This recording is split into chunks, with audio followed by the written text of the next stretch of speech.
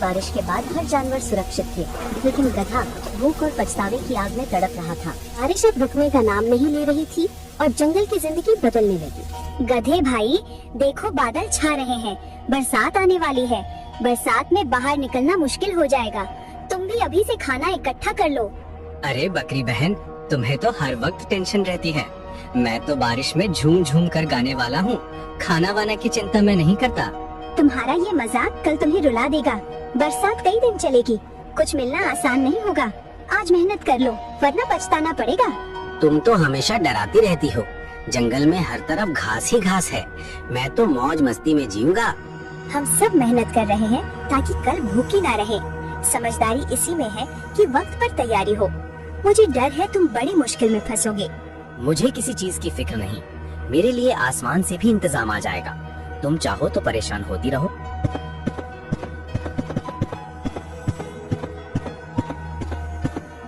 गधे भाई, ये बादल देखे, बरसात नजदीक है। मैंने तो पहले से खाना जमा कर लिया है। तुमने कुछ इंतजाम किया या नहीं? लोमड़ी बहन, तुम भी वही राग अलाप रही हो। सब खाना वाना इकट्ठा करने में लगे हैं, पर मैं तो मस्ती में जीने वाला हूँ। तुम्हें समझ क्यों नहीं रहे? बरसात खेल नहीं है, भूख बहुत बड़ी सजा है। समझदारी इसी वक्त काम आती है। तुम सब की बातें एक जैसी हैं। मुझे तो इसमें कोई खतरा नजर नहीं आता। तुम सब परेशान हो, पर मैं आजाद हूँ। गधे, ये आजादी कल तुम्हें रुलाएगी। कुदरत का नियम है, जिसने मेहनत की वही बचेगा। तुम्हारी ये लापरवाही खतरनाक है। अरे, तुम भी भविष्यवक्ता बन गई हो। मुझे भूखा कौन रहने देगा? इस जंगल में बरसात आएगी तो और घास उगेगी। बकरी और लोमड़ी का समझाना भी गधे पर बेअसर रहा। वो अपनी हंसी और मौज में खोया रहा, जबकि बारिश का तूफान धीरे धीरे नजदीक आ रहा था। देखो भालू भाई, ये समय बहुत कीमती है। बरसात आने से पहले जितना संभव हो उतना जमा करना होगा, वरना कई दिन भूखे रहना पड़ेगा। बिल्कुल सही कहा। बरसात में बाहर निकलना मुश्किल है। मैं तो जितने फल मिले सब रख लूंगा। कल को किसी और पर निर्भर नहीं रहना चाहिए। अरे वाह, तुम दोनों तो मजदूरों जैसे लग रहे हो। दिन रात यही बोझ उठाते रहोगे क्या? जिंदगी मौज के लिए है, काम के लिए नहीं। गधे भाई, ये मजाक का वक्त नहीं है। तुम्हें भी अब तक समझ जाना चाहिए। कल जब भूख लगेगी तो हंसी नहीं आएगी। हम सब मेहनत कर रहे हैं ताकि सुरक्षित नहीं, लेकिन तुम सबको हंसी का पात्र बना रहे हो। ये लापरवाही तुम्हें बहुत महंगी पड़ेगी। तुम सब मुझे डराते हो, लेकिन मैं डरने वाला नहीं। जंगल में घास की कोई कमी नहीं है। मैं तो बारिश में भी झूमकर गाऊंगा। गधे, तुम क्यों समझ नहीं रहे? बरसात महीनों तक चल सकती है। आज तैयारी नहीं की तो कल हाथ मलते रहोगे। बंदर भाई, तुम भी वही उपदेश दे रहे हो। मैं तो कहता हूँ ज्यादा सोचना ही सबसे बड़ी बीमारी है। मुझे किसी इंतजाम की जरूरत नहीं। गधे ने गाय, भालू और बंदर सबकी बातों को हंसी में उड़ा दिया। जंगल भर में मेहनत का माहौल था, लेकिन गधा अकेला था जो मस्ती में खोया था।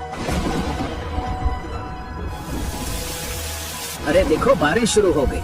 अब तो बाहर निकलना भी आसान नहीं रहेगा। जिसने तैयारी नहीं की वो फंस जाएगा। हाँ, सब जल्दी जल्दी अपने घर पहुँच जाओ। बरसात की पहली बूंदे हमेशा तूफान की आहट होती है। अब बाहर रहना खतरे से खाली नहीं। वाह, कितनी मजेदार बारिश हो रही है। देखो मैं कैसे बूंदों में नाच रहा हूँ। तुम सब डरपोकों, बारिश का मजा लेना सीखो। गधे भाई, यही तुम्हारी सबसे बड़ी गलती है। बरसात खेल नहीं, एक परीक्षा है। आज की मौज कल तुम्हें रुलाएगी। तुम सबका यही हाल है। हर वक्त डर का नाम लेते हो। मैं तो कहता हूँ भगवान ने सबको दिया है, मुझे क्यों चिंता करनी चाहिए? चिंता नहीं, समझदारी जरूरी है। बरसात कई दिनों तक चल सकती है। बाहर की हरियाली बस आँखों का धोखा है। गधे, अब भी वक्त है, संभल जा, वरना बारिश का ये पानी तेरी भूख का तूफान बनेगा। तेरे पास कुछ नहीं है, ये तू खुद जानता है। तुम सब बस मुझे नीचा दिखाना चाहते हो। मेरी किस्मत मुझसे बेहतर है। मैं देख लूंगा, कैसे भी रह लूंगा। बारिश अब रुकने का नाम नहीं ले रही थी और जंगल की जिंदगी बदलने लगी। सभी जानवर सुरक्षित थे, लेकिन गधे की हंसी अब धीरे धीरे थमने लगी थी। हे भगवान, ये बारिश तो रुकने का नाम ही नहीं ले रही। हर तरफ पानी ही पानी है। खाने का एक टुकड़ा भी नहीं। पेट में आग लगी है। क्या करूं समझ नहीं आ रहा। गधे, देखा ना, मैंने क्या कहा था? हम सब ने मेहनत करके इंतजाम किया। अब तू परेशान है क्योंकि तूने कुछ नहीं सोचा। बंदर भाई, मैं तो इसे मजाक समझ रहा था, लेकिन ये भूख अब मेरी जान ले रही है। काश मैंने तुम्हारी बात मान ली होती।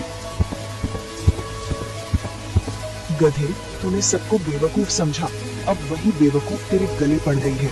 तू इस तूफान में अकेला है और यही तेरी गलती है। गधे, मेहनत का फल हमें आज मिल रहा है। हम आराम से बैठे हैं, खाना खा रहे हैं, लेकिन तेरे पास तो खाली पेट और पछतावा है। भालू भाई, मैं अब पछता रहा हूँ, पर बारिश ने मुझे घेर लिया है। कहीं से भी राहत नहीं मिल रही। हमने पहले ही कहा था कि समझदारी जरूरी है। आज हम सुरक्षित हैं क्योंकि हमने सुना। तूने सिर्फ हंसी उड़ाई और आज सजा भुगत रहा है। सच में ये सजा बहुत बड़ी है। भूख इंसान को तोड़ देती है। काश मैं वक्त पर मेहनत कर लेता। लगातार 3 दिन तक बारिश के बाद हर जानवर सुरक्षित थे, लेकिन गधा भूख और पछतावे की आग में तड़प रहा था। लोमड़ी बहन, मैं सच में बहुत भूखा हूँ। मेरे पास न घास बची है न ताकत। कृपा करके थोड़ी मदद कर दो। गधे, तूने सबकी चेतावनी समझी ही नहीं। आज तू मेरे पास आया है क्योंकि तेरा घमंड टूटा, लेकिन मदद करने से पहले सोच, क्या तूने हमें कभी सुना? हाँ लोमड़ी, मैं मानता हूँ कि मेरी गलती है। मैंने सबकी सलाह को मजाक समझ लिया था। अब मुझे सजा मिल रही है। गलती मानना अच्छी बात है गधे, लेकिन मदद पाने के लिए मेहनत भी करनी पड़ती है। क्या तू अब मेहनत करेगा? हाँ, अब मैं समझ गया हूँ कि आलस का अंजाम क्या होता है। मैं मेहनत करने के लिए तैयार हूँ, बस मुझे थोड़ा सहारा चाहिए। लोमड़ी सही कह रही है गधे। हम सबने मिलकर बरसात से पहले मेहनत की। अगर तू अब सच में बदलना चाहता है तो हम तुझे सिखाएंगे। भालू भाई, अब मैं सीखना चाहता हूँ। मैं अपनी गलती सुधारना चाहता हूँ। मुझे भी मौका दो। ठीक है गधे, मौका तुझे मिलेगा, लेकिन याद रखना ये आखिरी बार है। अब तू हमारी मदद से मेहनत करना सीख। गधे ने पहली बार दिल से अपनी गलती मानी। लोमड़ी और भालू ने तय किया कि उसे मेहनत और समझदारी की असली कीमत सिखाई जाएगी। ये लकड़ी इकट्ठा करना आसान नहीं है, लेकिन अब मैं समझ गया हूँ कि मेहनत ही काम आती है। अगर मैंने पहले ध्यान दिया होता तो सब सुरक्षित रहते। मैं पानी भी जमा कर रहा हूँ ताकि सबको पीने को मिले। पहले मस्ती में खो गया था, अब समझ गया हूँ मेहनत का असली मतलब यही है। ये काम आसान नहीं है, लेकिन मैं हार नहीं मानूंगा। अब मैं समझ गया हूँ कि पेट भरने का हक मेहनत से आता है। आज मैं भी तुम्हारी तरह कुछ कर दिखाऊंगा। गधे, तेरा बदलता रूप देखकर अच्छा लग रहा है। तू अब मजाक नहीं उड़ा रहा, बल्कि मेहनत कर रहा है। यही असली रास्ता है। हाँ लोमड़ी, पहले मैं सबको मूर्ख समझता था, लेकिन असल में मैं खुद सबसे बड़ा मूर्ख था। अब मैं हर पल मेहनत करना चाहता हूँ। गधे, ये जज्बा बनाए रखना। हम सबको मिलकर टिके रहना है। तेरी मेहनत अब पूरे झुंड को सहारा दे सकती है। भालू भाई, अब मुझे भरोसा दो, मैं किसी को निराश नहीं करूंगा। तुम सबने जो सिखाया है वो कभी नहीं भूलूंगा। गधे, ये बदलाव देखकर मेरा दिल पिघल गया। अब तू पहले जैसा नहीं रहा। तेरी मेहनत ही तेरा असली साथी है। धन्यवाद बकरी बहन, तूने शुरुआत से मुझे समझाया था। काश मैंने तेरी बात पहले मान ली होती। अब मैं हर पल तेरे शब्द याद रखूंगा। गधे ने मेहनत करना शुरू कर दिया और सबका भरोसा जीत लिया। अब वो समझ चुका था कि मस्ती नहीं, मेहनत ही जीवन का सहारा है। वाह, ये धूप कितनी प्यारी लग रही है। बारिश के अंधेरे के बाद ये उजाला सच्ची राहत है। लगता है जैसे नई जिंदगी मिल गई हो। हाँ गधे, ये सब्र और मोहलत का इनाम है। हम सब ने पहले तैयारी की थी, तभी आज चैन सिखा रहे हैं। तू भी अब इस पल का आनंद उठा सकता है। बकरी बहन, मैं मानता हूँ कि मेरी नादानी बहुत भारी पड़ी। अगर तूने आखिरी वक्त मदद ना की होती तो मैं मर ही जाता। तेरा ये उपकार मैं कभी नहीं भूलूंगा। गधे, उपकार की बात मत कर। ये तो दोस्ती और साथ का फर्ज है। मुझे बस खुशी है कि तूने सबक सीख लिया। तो गधे, अब तू हमें मूर्ख कहेगा या समझदार? आज तो खुद मेहनत का स्वाद चख चुका है। शायद अब तो किसी की सलाह हल्के में नहीं लेगा। नहीं लोमड़ी, अब मैं कभी किसी का मजाक नहीं उड़ाऊंगा। तुम सब असली समझदार थे और मैं ही नादान था। अब से मैं सबकी बात ध्यान से सुनूंगा। गधे, हर गलती इंसान या जानवर को कुछ नया सिखाती है। तूने भी सीख लिया कि भविष्य के लिए तैयारी कितनी जरूरी है। अब ये सीख तुझे हमेशा याद रखनी होगी। हाँ, अब मैं हमेशा पहले से सोचूंगा, आलस और मजाक छोड़कर मेहनत करूंगा। यही मेरी सबसे बड़ी कसम है। बारिश की इस कहानी ने गधे को जिंदगी का सबसे बड़ा सबक दिया। मस्ती भुलाकर उसने समझ लिया कि मेहनत की तैयारी ही असली ताकत है। ऐसी ही कहानियों को देखने के लिए चैनल को लाइक, सब्सक्राइब और शेयर करना ना भूलें। अरे ये तो खजाने का ढेर है। अगर इसे ले लूं तो पूरे गांव की गरीबी दूर हो जाएगी और जितना चोरी हुआ है वो सब वापस भी आ जाएगा। मुझे ले लो तो तुम्हारी सारी तकलीफें और पूरे गांव की तकलीफ दूर हो जाएगी। फिर मदन 2 कदम आगे बढ़ता है और रुक जाता है। अरे मैं ये क्या कर रहा हूँ? नहीं, मैं ऐसा नहीं कर सकता। हमारे गांव पर श्राप लगा है। अगर मैं ये ले गया तो शायद ये खजाना भी चोरी हो जाएगा। मैं बोल सकती हूँ, मैं कोई साधारण गाय नहीं हूँ। मैं अपने गुरु को ढूंढ रही हूँ। कई दिनों से उन्हें ढूंढ रही हूँ, पर वो मुझे कहीं मिल ही नहीं रहे। तुम्हारा गुरु? गाय का भी भला कोई गुरु होता है? कौन है तुम्हारा गुरु, बताओ तो। मेरे गुरु एक साधु महाराज थे जो बहुत दिनों के बाद तपस्या से लौटे थे। उन्होंने कहा था कि वो खाने का इंतजाम करने जाएंगे, पर अभी तक वो वापस नहीं आए। मैं उनकी प्रतीक्षा करते करते थक गई, तो अब मैं उन्हें ढूंढने निकली हूँ। सब जगह ढूंढा पर वो कहीं नहीं मिले। अब मैं तुम्हारे गांव में आई हूँ। क्या आपने किसी साधु महाराज को देखा है जो बहुत बूढ़े होंगे और तपस्या करके लौटे हैं? ये क्या? हमने तो उनके साथ बहुत बड़ा अन्याय कर दिया। ये हम सबसे क्या हो गया? हमने तो बहुत बड़ा पाप कर दिया मदन। क्या हुआ? आप लोग इतने परेशान क्यों हैं? हम सबको माफ कर दो। हमने गुरु महाराज को चोर समझकर उन्हें पेड़ से बांध दिया और वो कई दिनों तक हम सबसे विनती करते रहे, पर हमने उनकी बातों पर विश्वास नहीं किया और वो वहीं पर दम तोड़ दिए। हमने उन्हें गांव के बाहर मिट्टी के नीचे दफन कर दिया और उनका दिया हुआ श्राप हमारे गांव पर लग गया और आए दिन चोरी लगातार बढ़ती जा रही है। हमसे बड़ी गलती हो गई, हमें माफ कर दो। तुम लोगों ने ये क्या कर दिया? इतना बड़ा पाप किया तुम लोगों ने। मेरे गुरु को जान से मार दिया। मैं तुम लोगों को कभी माफ नहीं करूंगी। हम सब अपनी गलती की सजा भुगत रहे हैं। बस किसी तरह बता दो, ये श्राप हमारे गांव से कैसे हटेगा? देखो, सभी भूखे प्यासे तरस रहे हैं। एक दाना तक घर में नहीं है। हम लोग कई जगह भटक रहे हैं। मैं ये रास्ता नहीं बता सकती। मेरे गुरु ही बता सकते हैं कि उनका श्राप कैसे टूटेगा। पर वो तो अब इस दुनिया में नहीं है, वो कैसे बताएंगे? तुम सबको उनके कब्र के पास जाकर माफी मांगनी होगी, फिर वो कोई रास्ता बताएंगे। लेकिन हमने तो उन्हें जंगल में फेंकवा दिया था। हमें क्षमा करना साधु महाराज। हम सब जरूर जाएंगे माफी मांगने के लिए। फिर सभी मिलकर साधु महाराज को जहाँ फेंका था वहीं पर जाते हैं। साधु महाराज, हमें माफ कर दीजिए। हमने आपकी बातों पर यकीन नहीं किया और हम सब इतनी बड़ी भूल कर बैठे। हम आपसे माफी चाहते हैं। आप हमारे गांव पर से ये श्राप हटा दीजिए। हम सब पर रहम करिए। हाँ साधु महाराज, हम सब पर रहम करिए। हमें माफ कर दीजिए। हमारे छोटे छोटे बच्चे भूखे हैं, हम पे रहम कीजिए।